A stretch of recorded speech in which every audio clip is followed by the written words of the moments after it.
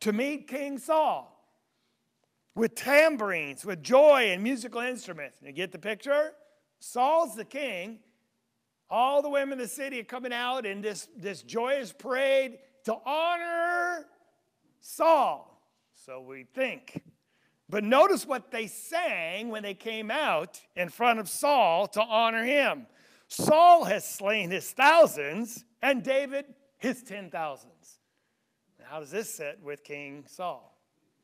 Like, wait a second, this is not the way it's supposed to work. You're supposed to be praising me, and you're giving more glory to David, my captain in charge of my armies, rather than me. So verse 8, Saul became very angry for this saying, displeased him, and he said, they have ascribed to David 10,000, but to me they have ascribed just thousands. Now what more can he have but the kingdom? So he becomes jealous, insanely jealous of David. So he looked at David with suspicion from that day on. Verse 10, it says an evil spirit came upon him from God. And as David was playing a harp, Saul is so jealous and overcome with this rage that he takes a spear and tries to pin David against the wall to try to kill him. So this happens twice. Verse 12, Saul was afraid of David, for the Lord was with him, but he had departed from Saul. Well, we find that David wants to marry Saul's daughter, Michal, if that's how we pronounce her name. And Saul says, well, okay, for the dowry, I want him to go collect 100 foreskins of the Philistines. What's he going to do with that? Well, he's plotting to have David killed because no one's going to be able to do that. But David goes out with his men, and he doesn't collect just 100. He slays 200 Philistines and brings them back. And now Saul is really scared of this man because he realizes David has the Lord's presence with him, and he's jealous. Saul knew that the Lord was with David and that Michal, Saul's daughter, loved him. So he's even more afraid of David. And Saul was David's enemy continually. Now, can you imagine that? This is going to be a road to really the pits for David himself. He's going to have to end up fleeing from Saul's presence just to save his own life. And what's the only thing he's guilty of? Just having faith in God. Thinking he could kill a Goliath just with stones, which he did. And the only thing he's guilty of is the Lord's presence was with him and not Saul. But he has to run because of Saul's jealousy. Now, when he flees Saul, he doesn't conduct himself in every instance admirably. And we just have to be honest. You say, well, really, you're making a strong statement. Can you back it up? Well, we'll just preview some of the things that David does to save his own life. And you tell me if you could say, yeah, I want to checklist that, and that should be part of my life.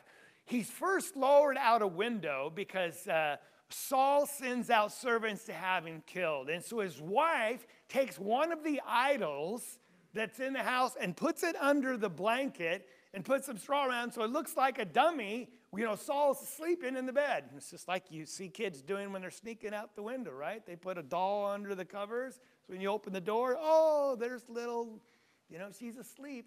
Well, that's what happened. And so Saul, finds out about it. He asks Michal, his daughter, why did you deceive me? So there's all this deceit going on. And he said, well, I can understand. He's trying to save himself from death. And Saul has brought this on himself. But I get that. But we're just looking at David and how he deals with this. He doesn't show up at a banquet that is thrown by Saul. And he asks Jonathan to lie for him. And then that's in chapter 20 and verse 6. He finds that David flees to Nob, and there he finds a priest, and two things happen. First, he's famine. First thing, he lies to him. He said, what are you doing here? He said, well, the king sent me down here on a mission. Really? Now, what's he doing down there? He's running for the king who's trying to kill him. And then we see that he eats some the consecrated bread, and then he says, you got any kind of weapon here? Oh, you're on a mission for the king, and you didn't even bring your sword? And so he gives him the only sword he has. Which one is it? The sword of Goliath, the one that he used to cut his head off. So he takes that and he leaves. Now this, we find that Saul hears about this deceit, and he goes out, and Saul's not a good man. He kills 84 priests of this place, and the women and the children. And David realizes, and he takes credit for it. He says, this is on my head because he brought this about by going looking for help from this man here. Well, then he flees to Gath. Where was Goliath from? Now, got to remember, Goliath was their champion.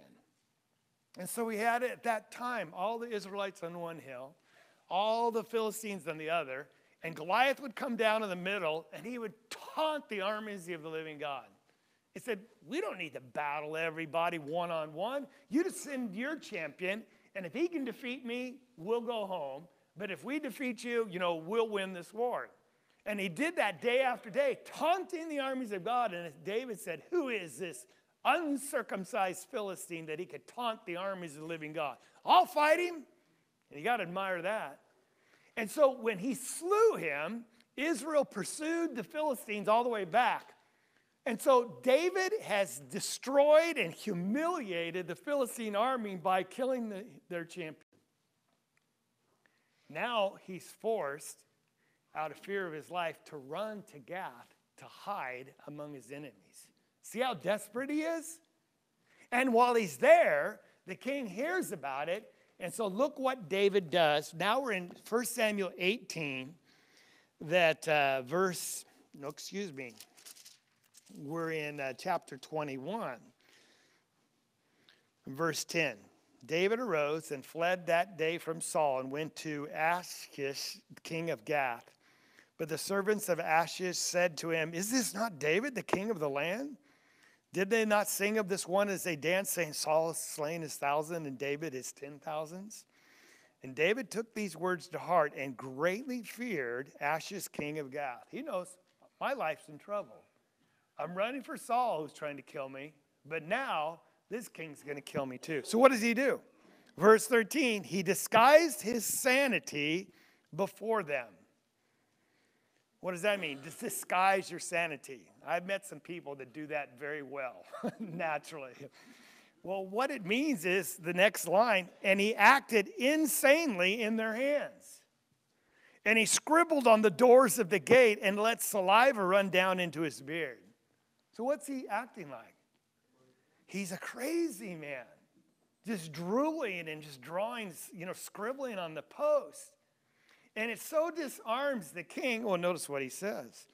Then Achish said to his servants, behold, you see the man behaving as a madman. Why'd you bring him to me? Do I lack madmen? I guess he has enough in his own court, that you have brought this one to act the madman in my presence. Shall this one come into my house? So David departed and escaped to the cave of Adullam. And now he's finding himself hiding in a cave. Now it's this time, this moment, that we find that David writes Psalm 34, and he also writes Psalm 56. And we're going to look at that. I think we'll get a clue of how he could write such a beautiful psalm, or both of them, when he's really not acting honorably. I mean, can you look at this list and say you could approve of that behavior? The lying, the deceit? You say, well, I understand it, but can you approve of it? Does this look like a man that's trusting God? Or is he trying to take matters into his own hands? Well, it looks like he's doing the latter. He's trying to manipulate things by his own wisdom. So look with me in Psalm 56, first of all. Because hopefully with this background, we're going to maybe understand what's going on in his heart emotionally. Psalm 56. Then we'll look at 34. But notice it says a miktam of David when the Philistines seized him in Gath. So we're talking about this very time frame that we just read about. So verse 1, be gracious, O God, for man has trampled upon me. Fighting all day long, he oppresses me. My foes have trampled upon me all day long, for when they are many who fight proudly against me. I don't know if you ever felt like this, that everyone was your enemy, everyone was against you. I tried to think of times in my life, and I cannot put myself in these shoes, where I had to run for my life, and everyone's trying to destroy me. The people he's running from and the people he's running to. You know, David's totally alone. But verse 3, when I'm afraid, I will put my trust in thee. In God, whose word I praise. In God I have put my trust. I shall not be afraid. What can mere man do to me? You say, what? That doesn't sound like David up until this point, does it? So what we would understand, that when he writes this in these beautiful words, he actually is coming to his senses. This is not working. In fact, my actions in trying to take care of my own safety has made matters even worse. Have you ever done that? So I know what I'll do. I'll fix it. And we plan these things and we try to, by our own devices, deliver ourselves, and it just makes matters worse. And he wasn't being honorable. He lied and all that. And so what we see, that there's a time that fear and faith are married together. Is he afraid for his life? But he said, yeah, I'm scared. But when I'm afraid, here's what I've learned to do finally. I've learned to trust in you.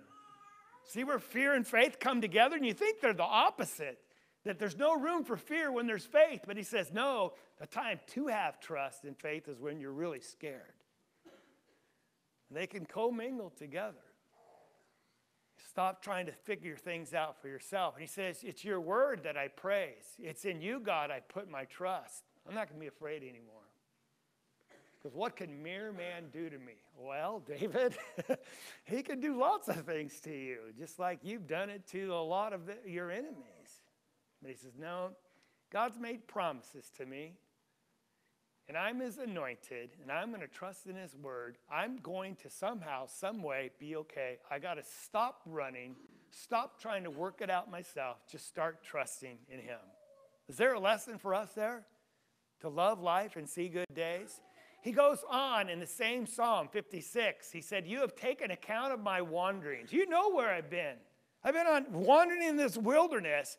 Put my tears in your bottle. It's a beautiful thought. Put my tears. Are they not already in your book? Now, some try to explain this by saying the Romans, and this is way too early, though, but they would collect tears when they were mourning for a person that was deceased, and they would put them in a bottle and they'd offer them at the tomb of the person that died. But there's no way to substantiate that's what's being said here at all. But what is he saying then? First of all, David's been crying a lot, hadn't he? He's been crying real tears. I mean, he's displaced from his family, from his wife, from his best friend. The king's trying to kill him, and all he did was try to be faithful to God. He's been crying. Now, you might relate to that. There have been times you've had tears and they didn't stop. And you didn't feel like you could ever dry them up. This is a beautiful prayer. It said, Lord, put those tears in your bottle. That means what? He is aware of all your wanderings. He's aware of every tear that you have shed in those journeys, in all your trials and difficulty. He takes note. He'll remember them, and he will deliver you. Because they're in his book. He's aware. So make sure that he says, now we're in Psalm 34. Let's look at what he says there. No, I want to, maybe I skipped. Nope. Psalm 34.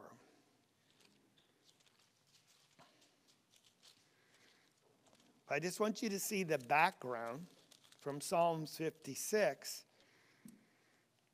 Now, Psalm 34. And again, notice it says, a psalm of David when he feigned madness before Abimelech, who drove him away and he departed. So verse 1, I'll bless the Lord at all times. His praise shall continually be in my mouth. My soul shall make it boast in the Lord. The humble shall hear it and rejoice. Oh, magnify the Lord with me and let us exalt his name together. He starts out in the midst of this misery when he's acting crazy just to save his life. He's come to his senses.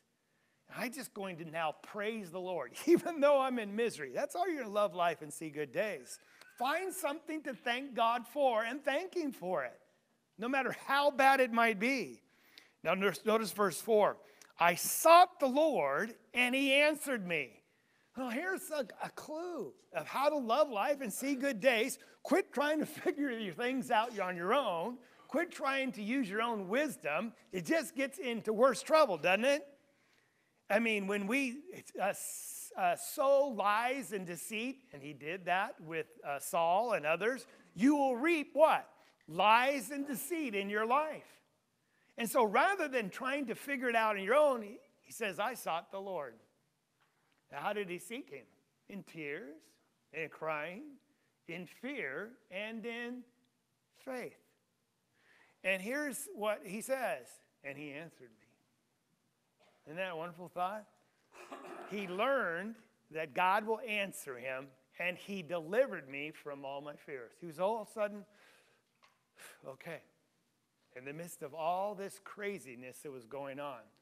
So then we look down in verse 8 and 9, but let's read to get there. So we're in verse 5. They looked to him and were radiant. Their faces shall never be ashamed. The poor cried out to the Lord and the Lord heard him and saved him out of all of his troubles. The angel of the Lord encamps around those who fear him. That's a wonderful thought. God's angel will camp around you and rescues them. So verse 8, here's the second instruction. Taste the Lord. Oh, taste and see that the Lord is good. Now, how do you taste the Lord? It's by seeking him and crying to him and then listening and praising his word. In other words, obeying it and seeing how God works it out in your life. Give him a try. Totally and completely just fall before him and do exactly what he says. He said, how blessed is the man who takes refuge in him. You're going to be blessed because of that. Verse 9, oh, fear the Lord, you his saints, for to those who fear him there is no want. The young lions don't do lack and suffer hunger, but they who seek the Lord shall not be in any want of any good thing. Come, you children, listen to me.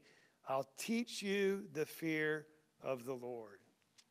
And those beautiful thoughts. And now he quotes what Peter quotes in 1 Peter 3. And we're finally to our text. Who is the man who desires life and loves lengths of days that he may say good? Who is the person out there that wants to have a long life and a lovely life? Well, here it is. Here's the instruction. Keep your tongue from evil. Now, was David always innocent of that? No, he'd been a liar and a deceiver, but he's learned his lesson. That doesn't work. Keep your mouth and your tongue for evil, because what you say will come back at you. Your words will set traps for you. He said, keep your lips from speaking deceit. David had been deceitful. And he says, depart from evil, run from it, and do good. Even when people are doing evil to you, make sure you do good, and it will bring a blessing in your life. Then he says, seek peace and pursue it. Now, I don't know how you can seek peace with the king who's trying to kill you. But Paul says, seek peace with all men as much as it's humanly possible within you. As much as it depends upon you, be at peace with all men. Some people I know are content, and I understand this. They know that they've wronged people or people are upset with them, and they're content just to live with that. But not the Christian that's trying to love life and see good days. They'll do whatever it takes to bridge that relationship and make it whole again. They'll go to them. Even though if they've been wrong, they'll go to the one that offended them. He says, seek peace. Pursue it. Chase after it. Because it's all going to come back to you. Don't have any burnt bridges if it's possible at all. And then notice what he goes on to say. In verse 15, the eyes of the Lord are toward the righteous. That means he looks upon them. He's favorable towards them. But his eyes are open to their cry. But the face of the Lord is against the evildoers, to cut off the memory of them from the earth. So really, it's a matter of whose side you want to be on. If you want the Lord to be working with you, to bless you and take care of you, do good. Do good. Don't speak evil. Speak that which is right. Because God's face is against those who don't. So it's just really a choice if you want to love life and see good days. Here's the biggest clue in verse 17 and 18. The righteous cry and the Lord hears. Remember the tears in his bottle? The righteous cry and the Lord hears, and he delivers them out of their troubles. The Lord is near to the brokenhearted, and he saves those who are crushed in spirit. And that's our last two I want you to consider. This is our final clue of why David changed. Why he went from living a life of deceit and, just manipulation and trying to fix things himself and to say, no, I'm done. I quit. I'm just going to trust the Lord. Here it is. Because he was brokenhearted. David was crushed in his spirit. Can you imagine after having killed Goliath and having all this praise and honor and getting married, and now you're in the city of your most hated enemy, and to save your life, you have to act like a madman? Does it get any lower than that because you're so scared of dying? That's what you resort to doing? There's no other option? He's broken. He's crushed in spirit. Any dignity, he's lost. Any pride, he's just a humble man. I would not pray for this for anyone here. Perhaps, though, that's what it takes in your life and my life for us to finally learn the lesson to start trusting in the Lord. When we finally become powerless in our own life, nothing we have tried works anymore. There's no escape on our own, and we're truly broken. We're crushed in spirit. We just don't have any strength left. And that's interesting because we're going to teach in Corinthians class that God's power is perfected in our weakness. When you finally say, Lord, I just can't do this anymore. I can't fight this temptation anymore. I can't fight this sin anymore. I can't deal with these people anymore. Whatever it is, you just say, I'm done. Maybe it's then and only then we let the Lord take over. You say, really? It has to get to that sometime? Yes. We have to be so broken and crushed in spirit, we can say, I'm going to start crying to you. I'm just going to start praising your word because you've promised you'll never fail me and never desert me. What can man do to me after all if you're encamped around me? And so, when those next trials come, embrace them. And rather than try to fight them and try to work your way out of them, let's just short circuit that process and just get right on our face and cry to the Lord. And seek the Lord with those tears. And just watch him deliver us. Because that's who God saves. That's who the Lord is near to. It's the humble and contrite of heart. So when we look at all this, let's go all the way back to what Peter said. We're back now in 1 Peter 3. He said, do you want to love life and see good days? Here, let me tell you about David's instruction. He understands exactly what David threw. You know why Peter perhaps can relate to that? Because Peter was like David. Peter was, we say impetuous, but he was a proud man, wasn't he? He was a strong man. He'd fought the wild waves of the ocean on the Sea of Galilee. He was a strong man. You know, the trade that he was involved in took a lot of endurance and physical strength. But in his own mind, he was a faithful man. He's the one that would stand up and confess Christ. He's the one that wanted to honor and worship him and Elijah and Moses. He's the one that wanted to cut off the man's ear to defend Jesus in the garden when he's being arrested. But systematically, the Lord had to just keep chopping him down until he's broken. He was the one that said what? I'll never deny you I don't care if anyone else says, I'll die for you. He was a proud man, wasn't he? Now, again, you wouldn't have him say anything else but that, but he's perhaps relying too much on self and not on the Lord. He didn't say, if it be thy will, Lord, and with your strength, I will die with you. That's what he should have said. But it was all about me. And of course, we know that he was broken and crushed in spirit when he went away and wept bitterly. Do you see the parallel here? He perhaps had been reading this and, yeah, David, I get it. You're my kindred spirit. So when he quotes this, he says, yeah, I know what it's like. If you want to love life and see good days, stop doing evil. Watch what you say. It'll come back to haunt you. Make sure you bless those that persecute. Do good.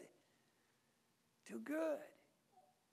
And even if you do suffer for the sake of righteousness, when he says even if you do, I think what he's trying to say is when you do. Because if you are a Christian and you're trying to follow Christ, will you suffer for that? So even if you do, or when that happens, realize that you're blessed. You're blessed because you're doing what the Lord asks you, and he's going to take care of you. And don't fear their intimidation. Don't be troubled, because remember what David said, what can man do to me? And the answer really is what? Nothing. That's why Jesus said, don't fear him who can kill the body, but is powerless to do anything to your soul, but fear him who's able to kill both the body and the soul. Then he finishes in verse 15. He says, but here's what you got to do. You got to sanctify Christ as Lord in your heart.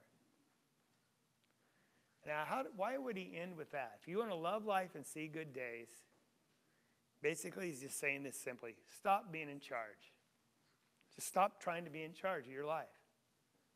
Yes, we have to be good stewards. We got to be faithful with what God has given us. But on the base level, we just have to clean up a spot in our heart, dethrone ourselves, and put Jesus there as Lord.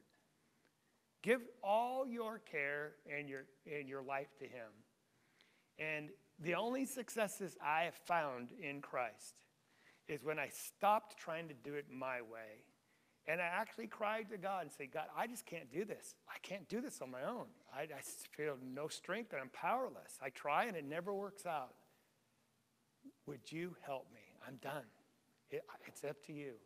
And it's only those times things start to turn around in your life. And you start to see the blessings come. Exalt Jesus Christ as Lord in your heart. So that's interesting because we already confessed him as Lord, haven't we? But he says you need to put him in the top spot and dethrone yourself. And if you do that, we're going to love life and see good days. So we took a journey. We took a journey through the Psalms, insanity. David, I hope you don't feel less of him. But really, I hope you think more highly of him. He was just a human like you and I. He had his own insecurities. He tried to work things out on himself. And God complimented him with one of the highest compliments you could ever make. As Stephen writes about him in Acts chapter 7, he was a man after God's own heart. Because when it was all said and done, when he was broken, he always turned to God. He was a man that was willing to do God's will. So I hope this journey has helped us see what we have to do in this life, in this week. And so when we talk about I'm going to talk about this again, handing out cards. I know what you're allowed to say. I can't do that. And when we start going to talk about teaching classes or sharing the gospel with someone one-on-one, he said, I can't do that. And when we say I can't do that, who's still on the throne? I am. And we say, you're right, I can't do that, but I trust you, God, that you can do it through me. See the difference? And that's when we're going to start to be blessed. And when we yield, we just yield. Lord, I'm yours. Give me the opportunity and give me the strength and the boldness when the opportunity comes to take advantage of it. It's just really that simple. And if we all have that attitude in our personal life and our marriages, with our family, with our children, and with those that are outside of Christ, we're going to see the blessings come because God's working with us, not against us. If you're with us, we're going to sing this song that Nathan's picked out, Zion's Call is Sweetly Ringing. Isn't that a wonderful song? Because when it's all said, God's calling you home. That's what he wants. He wants us to come home with him. And that's the purpose that he sent Jesus to this earth, to die and secure your salvation.